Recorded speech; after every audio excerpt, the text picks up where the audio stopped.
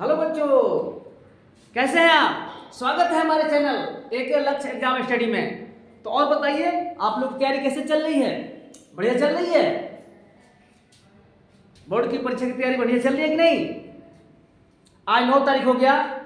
जगिए जगिए, एकदम तैयारी में जुट जाइए।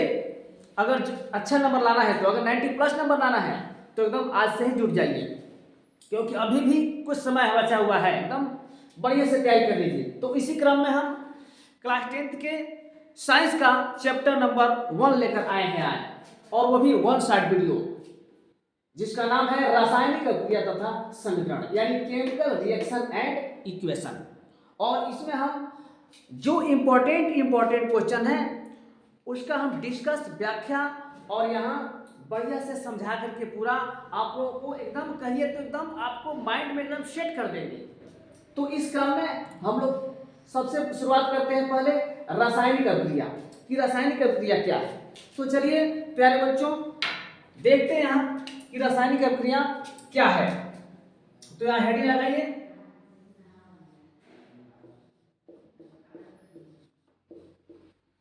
रासायनिक अभिक्रिया।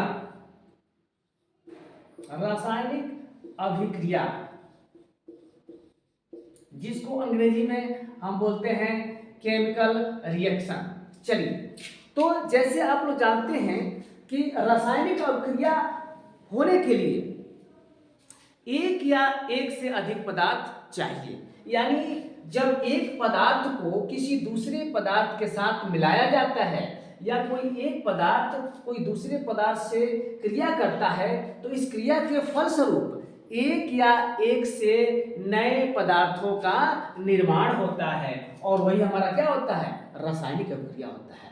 क्योंकि जब आपस में अभिक्रिया करेगा तभी जाकर के कोई नया उत्पाद बनेगा, कोई नया प्रोडक्ट बनेगा। तो चलिए इसका डिफिनेशन हम लिख लेते हैं। लिखिए,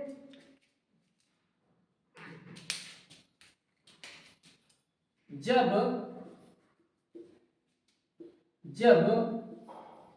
एक पदार्थ को जब एक पदार्थ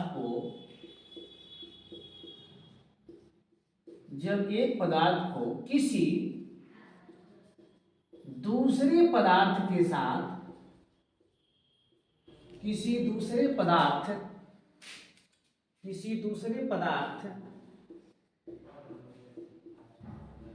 के साथ क्रिया कराते हैं तो उनसे एक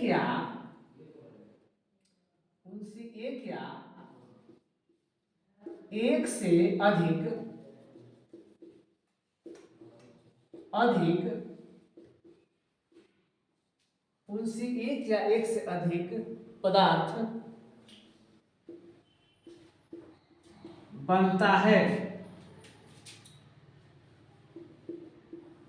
बनता है उसे रासायनिक अभिक्रिया कहते हैं। उसे रासायनिक अभिक्रिया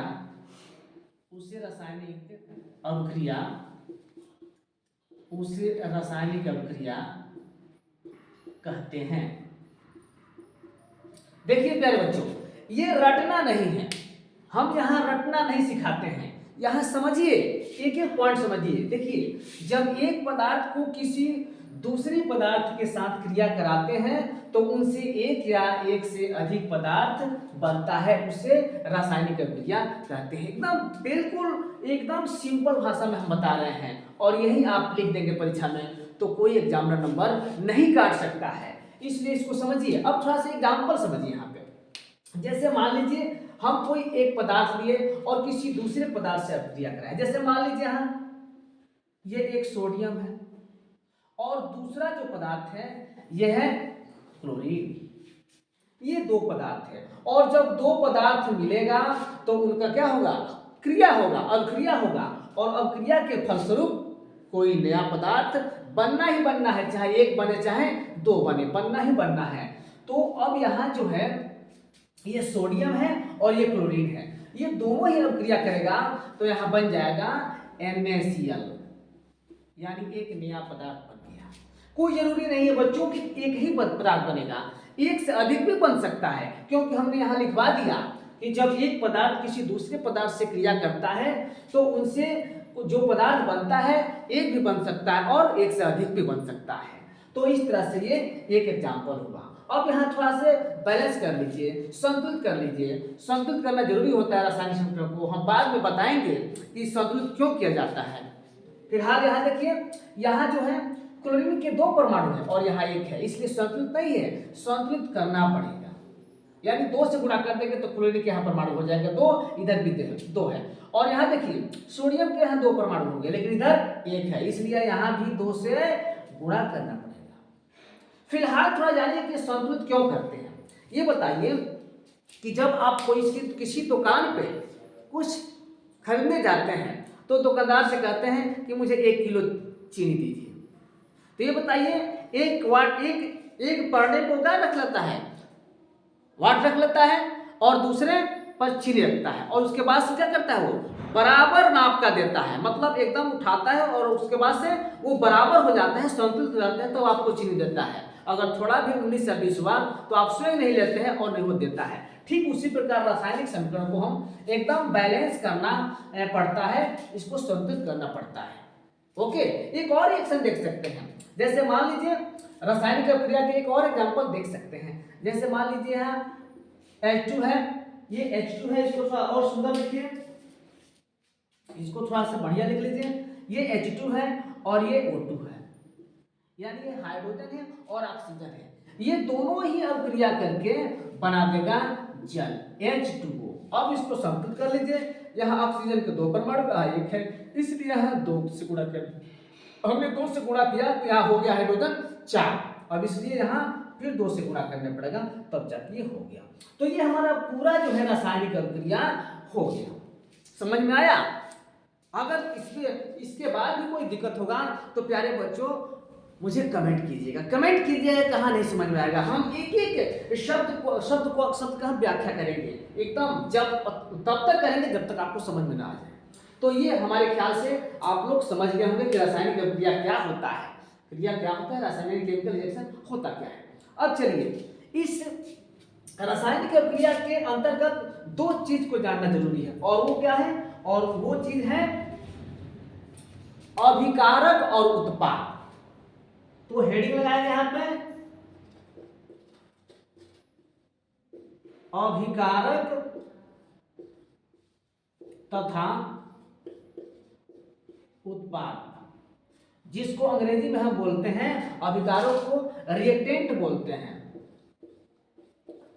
रिएक्टेंट एंड प्रोडक्ट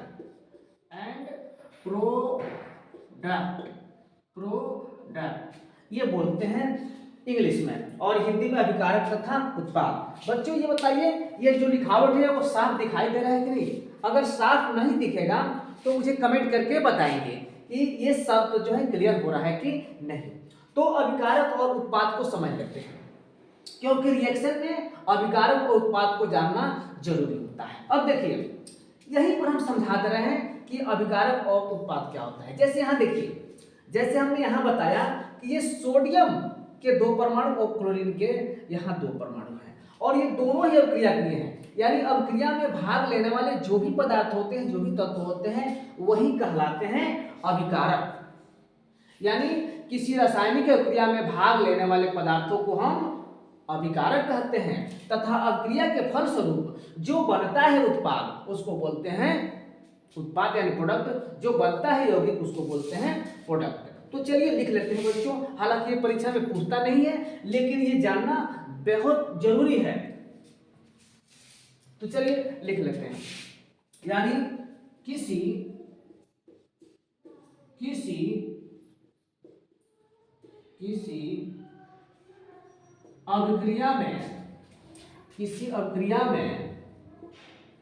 अभिक्रिया में भाग लेने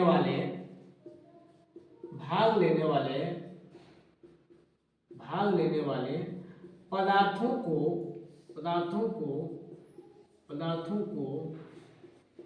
अभिकारक तथा अभिक्रिया के फलस्वरूप तथा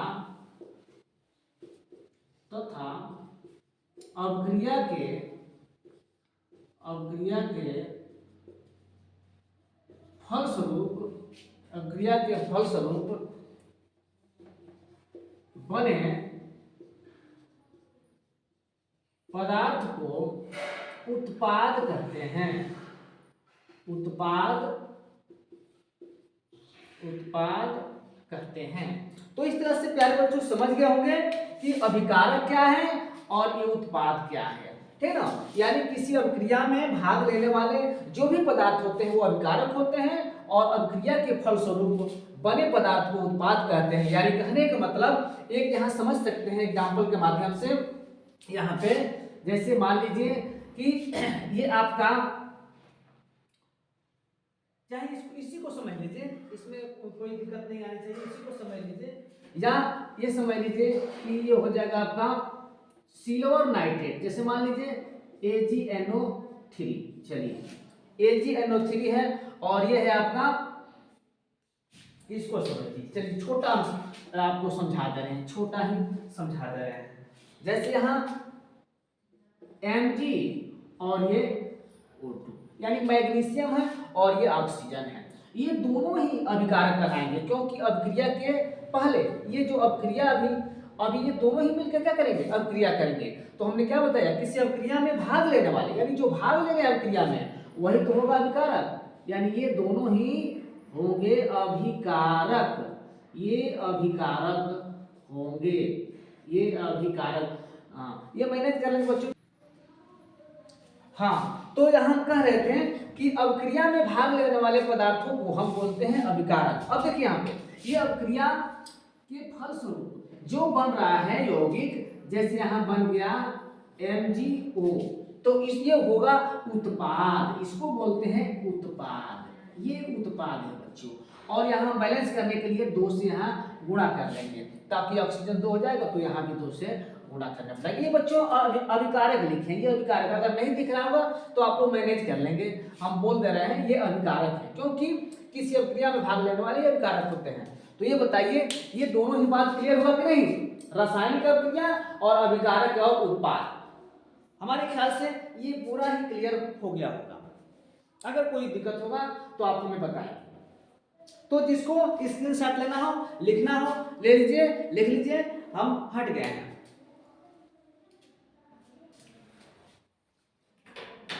ठीक है, आगे बढ़ते हैं। अब इसको रफ करते हैं।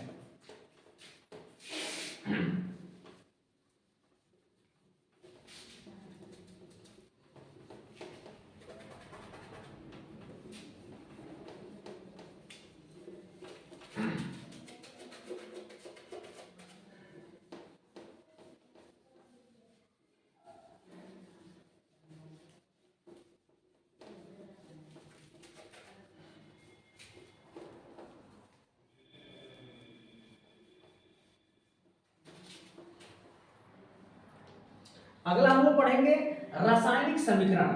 ध्यान देंगे, रासायनिक समीकरण। रासायनिक समीकरण क्या होता है इसको हम लोग पढ़ेंगे, जिसको अंग्रेजी में हम लोग बोलते हैं केमिकल रिएक्शन। केमिकल रिएक्शन ये पढ़ते हैं। अब बताइए रासायनिक समीकरण क्या है। तो जैसे आप लोग जानते हैं कि जब अभिक्रिया होता है तो उसमें अभिकारक और उत्पाद दोनों होता है। तो हम अभिकारक के अणुओं को एक सूत्र और प्रतीकों के माध्यम से उसको व्यक्त करते हैं, और जो उत्पाद बनता है उसको भी हम प्रतीक और सूत्रों के माध्यम से व्यक्त करते हैं। तो प्रतीकों और सूत्रों के माध्यम से व्यक्त करने की जो विधि होती है वही तो हमारा रासायनिक समीकरण है। समझ में आया? वही हमारा रासायनिक समीकरण है। तो चलिए लिख लेते हैं।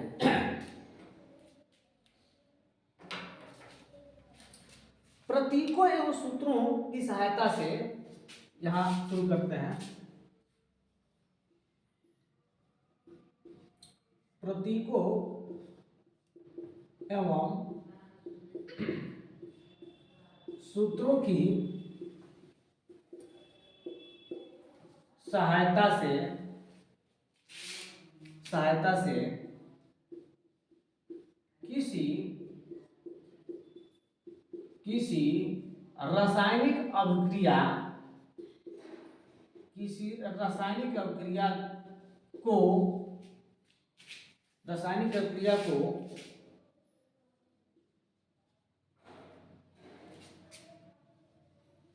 व्यक्त करने की विधि को रासायनिक समीकरण कहते हैं। रासायनिक समीकरण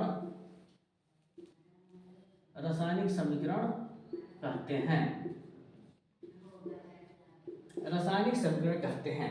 जैसे एग्जांपल ले लीजिए,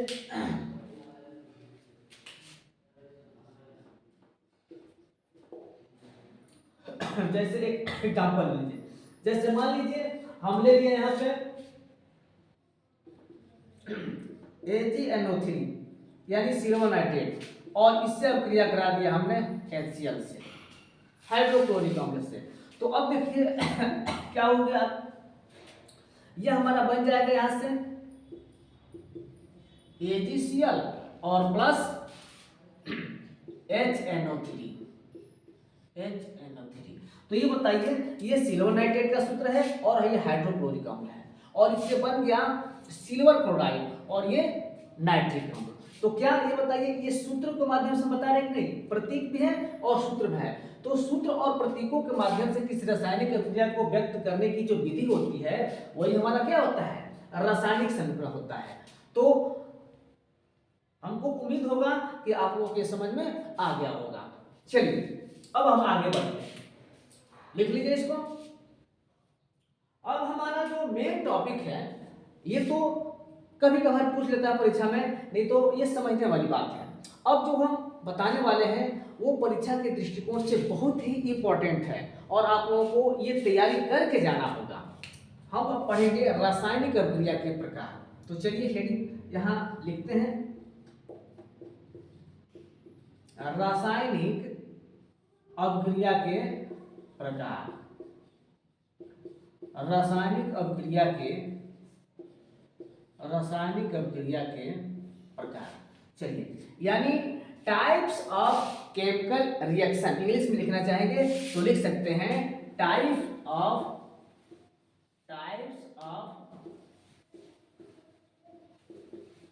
chemical reaction. Types of chemical reaction. अब देखिए, जो सिलेबस में आप लोगों का है कक्षा 10 की टाइप ऑफ केमिकल रिएक्शन, वो लगभग 4 या 5 तरह का है। ऐसी तो कई अभिक्रिया होती हैं, लेकिन 4 और 5 अभिक्रिया हम लोग को पढ़ना है क्लास 10th में। जिसमें से पहला रिएक्शन है रासायनिक या योगात्मक अभिक्रिया, जिसको संयोजन अभिक्रिया बोलते हैं, जिसको इंग्लिश में हम एडिशन रिएक्शन बोलते हैं। उसके बाद से दूसरा है अपघटन अभिक्रिया या वियोजन अभिक्रिया। उसके बाद से हम लोग क्या पढ़ेंगे, विस्थापन अभिक्रिया। उसके बाद से द्विविस्थापन, उसके बाद से ऊष्माक्षेपी और उसके बाद से ऊष्माशोषी। यही 4-5 अभिक्रिया है। उसके बाद से अब चयन और ऑक्सीकरण, ये सब है, ये जो परीक्षा में लगभग पूछता है। तो जो सबसे इंपॉर्टेंट है उसकी हम लोग चर्चा कर लेते हैं। तो पहला जो है, पहला आपका होगा संयोजन या योगात्मक अभिक्रिया। संयोजन या योगात्मक अभिक्रिया। संयोजन या योगात्मक अभिक्रिया। अब देखिए, नाम से ही स्पष्ट है कि ये अभिक्रिया का मतलब क्या हुआ। संयोग करना, यानी संयोजन यानी जुड़ जाना। यानी जुड़ने का मतलब कि जब कोई 2 या 2 से अधिक पदार्थ अभिक्रिया करके केवल एक ही उत्पाद बनाएगा, एक नया उत्पाद बनाएगा और दूसरा कोई नहीं बनाएगा, तो इस अभिक्रिया को हम क्या बोलेंगे, संयोजन या योगात्मक अभिक्रिया कहते हैं। तो चलिए लिख लेते हैं, वे रासायनिक अभिक्रिया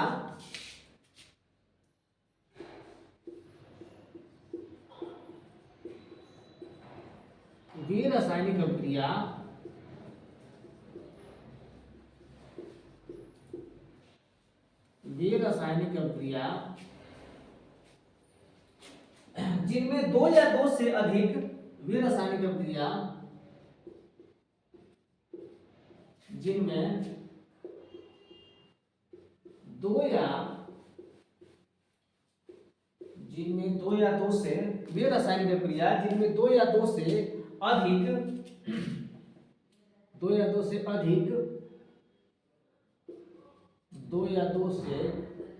अधिक पदार्थ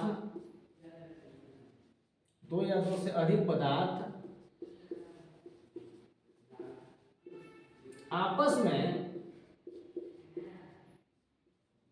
संयोग करके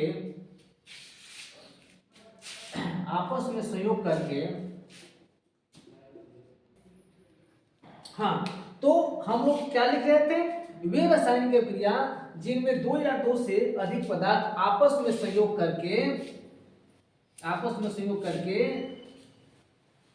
एक नया पदार्थ, थोड़ा सा यहाँ रख करिए, क्या लिखे हैं? आप अधिक पदार्थ आपस में संयोग करके एक नया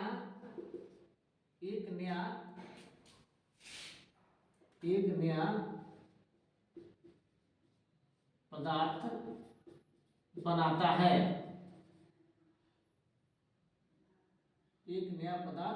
बनाता है।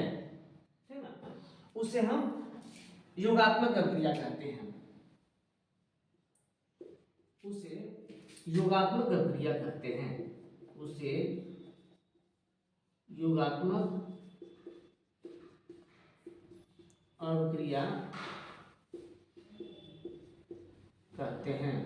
एक नया पदार्थ बनता है और दूसरा कोई इसमें नहीं बनता है, एक नया पदार्थ बन जाता है, इसके अतिरिक्त दूसरा कोई पदार्थ नहीं बनता है। जैसे एग्जांपल देखिए, यहाँ पे एग्जांपल है,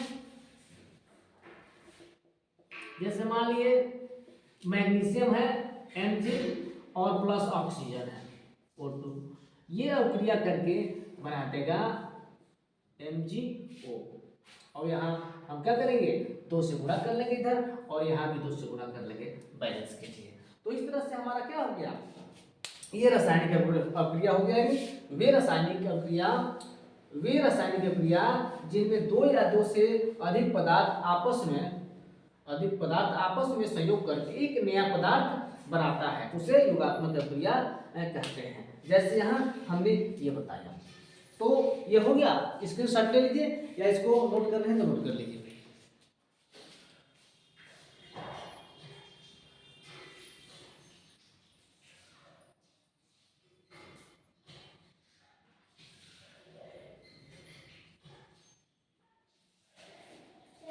चलिए इसको रख करते हैं।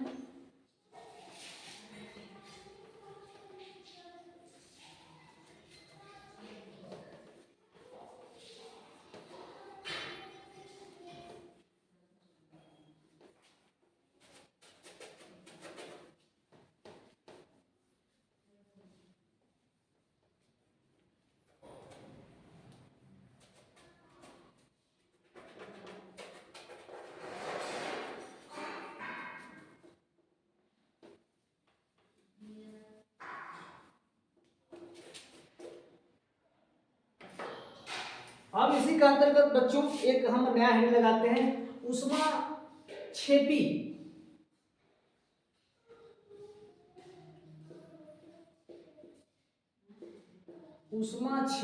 अभिक्रिया।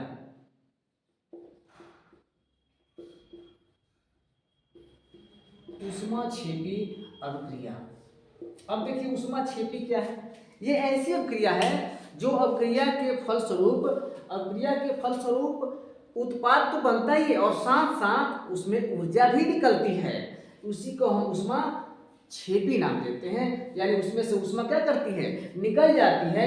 तो ऐसे अभिक्रिया को हम ऊष्माक्षेपी अभिक्रिया कहते हैं। तो चलिए इसको हम लिख लेते हैं, ऊष्माक्षेपी अभिक्रिया लिख लेते हैं क्या होता है। चलिए,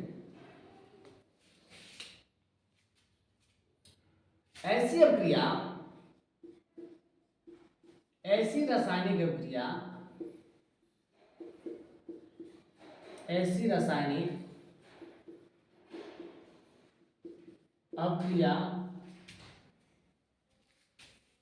ऐसी रासायनिक अभिक्रिया जो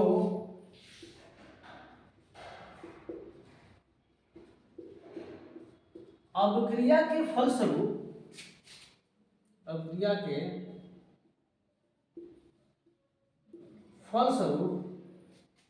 ऐसी रासायनिक अभिक्रिया जो अभिक्रिया के फलस्वरूप उसमें ऊर्जा निकलती है, उसमें ऊर्जा या ऊष्मा भी कह सकते हैं, ऊर्जा निकलती है उसे ऊष्माक्षेपी अभिक्रिया कहते हैं। ऊर्जा या ऊष्मा लिख लीजिए, बढ़िया रहेगा। ऊष्मा लिख दीजिए, अच्छा रहेगा। ऊष्मा ऐसी रासायनिक अभिक्रिया जो अभिक्रिया के फलस्वरूप उसमें ऊष्मा निकलती है। एकदम सिंपल भाषा में बता रहे बच्चों, ऐसी रासायनिक अभिक्रिया जो अभिक्रिया के फलस्वरूप उसमें से, ध्यान देंगे, उसमें से ऊष्मा निकलती है, उसे ऊष्माक्षेपी अभिक्रिया कहते हैं। ऊष्माक्षेपी अभिक्रिया कहते हैं। अभिक्रिया कहते हैं। जैसे एग्जांपल देखिए, जैसे एग्जांपल है यहां पे मेथेन है और ये आपका ऑक्सीजन है। मेथेन है और ये आपका ऑक्सीजन है। मेथेन है और आप ऑक्सीजन है। तो इस अभिक्रिया के फलस्वरूप कार्बन डाइऑक्साइड और फिर से ये जल का निर्माण होता है। और इसके साथ साथ प्यारे बच्चों आप ऊर्जा भी निकलती है, ऊष्मा भी निकलती है। ऊर्जा लिखिए या ऊष्मा भी लिख सकते हैं, इसमें से ऊष्मा निकलती है, ठीक ना। तो इस तरह से ये हो गया आपका ऊष्माक्षेपी अभिक्रिया। इसको बैलेंस कर लीजिए थोड़ा। यहाँ हाइड्रोजन 4 है, यहाँ 2 है, इसलिए यहाँ 2 से गुणा करते हैं। कार्बन 1 है, ऑक्सीजन 2 है, 2 है, ऑक्सीजन 4 है, तो यहाँ 2 से गुणा कर लीजिए तो ऑक्सीजन 4 हो गया। इस तरह से ऊष्माक्षेपी हम समझ गए। इसी क्रम में हम अगला देखेंगे। अगला रिएक्शन है वियोजन अभिक्रिया।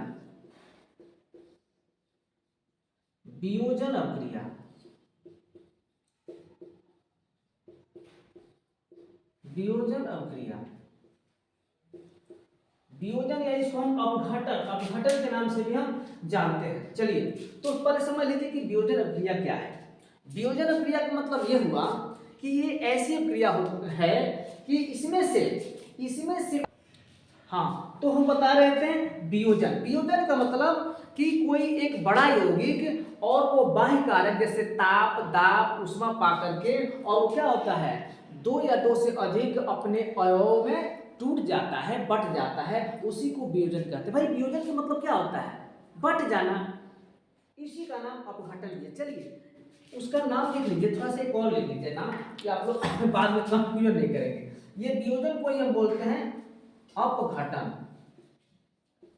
वियोजन को बोलते हैं अपघटन भी बोलते हैं। वियोजन को अपघटन भी बोलते हैं। ये हो गया अपघटन। तो देखिए वियोजन में लिखिए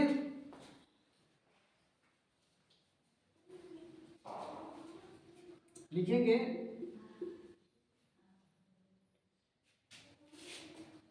चाहे से लिखिए, जब कोई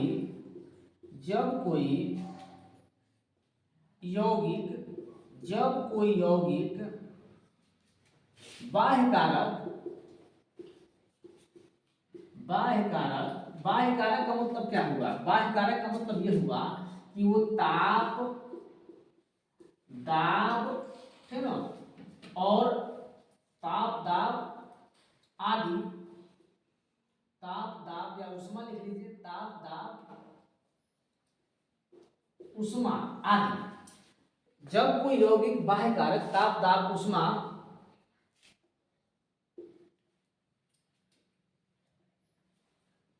बाह्य कारक ताप दाब ऊष्मा के फलस्वरूप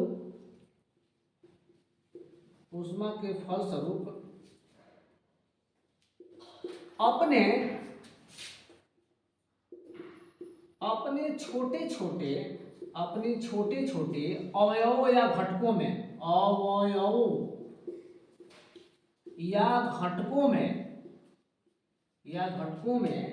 टूट जाता है यानी बढ़ जाता है, टूट जाता है तो यह अभिक्रिया वियोजन या अपघटन अभिक्रिया कहलाती है। तो यह अभिक्रिया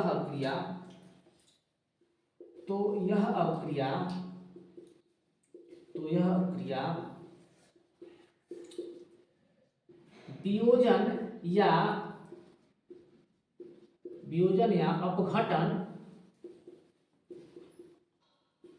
अभिक्रिया कहलाती है।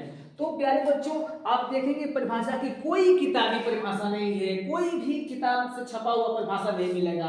ये बिल्कुल सामान्य परिभाषा है जो हम अपने दिमाग से आप लोग बना सकते हैं और हम यहाँ बता रहे हैं। देखिए कितना आसान परिभाषा है, एकदम मौखिक रूप से एकदम जो चल रहा है वही है वियोजन और अपघटन। यानी जब कोई यौगिक बाह्य कारक मतलब ताप दाब ऊष्मा पा करके और वो उसके फलस्वरूप छोटे छोटे अवयवों में अपने छोटे छोटे तत्वों में टूट जाता है और टूटने के बाद जब वो उत्पाद देता है तो वो क्या होता है, वही वियोजन प्रक्रिया या अपघटन प्रक्रिया कहलाता है। यानी जब कोई यौगिक बाह्य कारक के फलस्वरूप अपने छोटे छोटे अवयव या घटकों में टूट जाता है तो यह अभिक्रिया वियोजन क्रिया कहलाती है। एकदम सिंपल सा है, ऐसे आप लोग परीक्षा में लिख देंगे तो कोई नंबर नहीं काट सकता है। कोई बनावटी परिभाषा, कोई किताबी परिभाषा नहीं है, बिल्कुल आप मौखिक रूप से यहाँ देख लेंगे जो होता है वही हम बता रहे हैं। अब यहाँ एग्जाम्पल देखिए,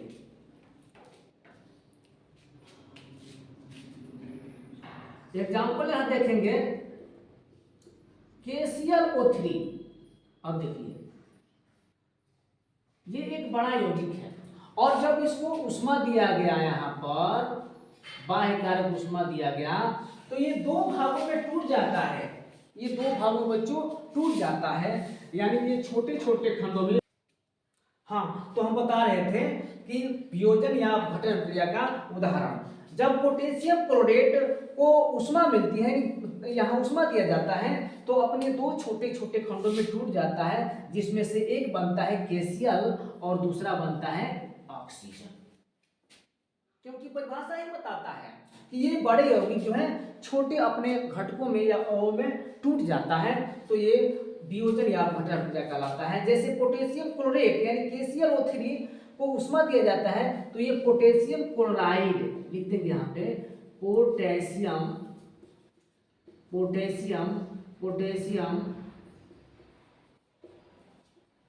क्लोराइड और ऑक्सीजन, ये हो ऑक्सीजन है, ये है ऑक्सीजन में टूट जाता है। अब इसको बैलेंस करना जरूरी है, बैलेंस कर लीजिए नहीं तो समीकरण गलत हो जाएगा। तो यहाँ देखिए ऑक्सीजन 3 है और यहाँ 2 है, तो इसलिए हम क्या करेंगे, इसको बैलेंस करने के लिए यहाँ अगर हम 2 से गुणा कर देते हैं तो 2 3 6, तो यहाँ 3 से गुणा करना पड़ेगा। अब देखिए यहाँ KCl 2 है इसलिए इसको हम KCl 2 से गुणा कर देंगे। तो इस तरह से हमारा वियोजन और या अपघटन अभिक्रिया कंप्लीट हुआ। हमने 3 अभिक्रिया पढ़ा।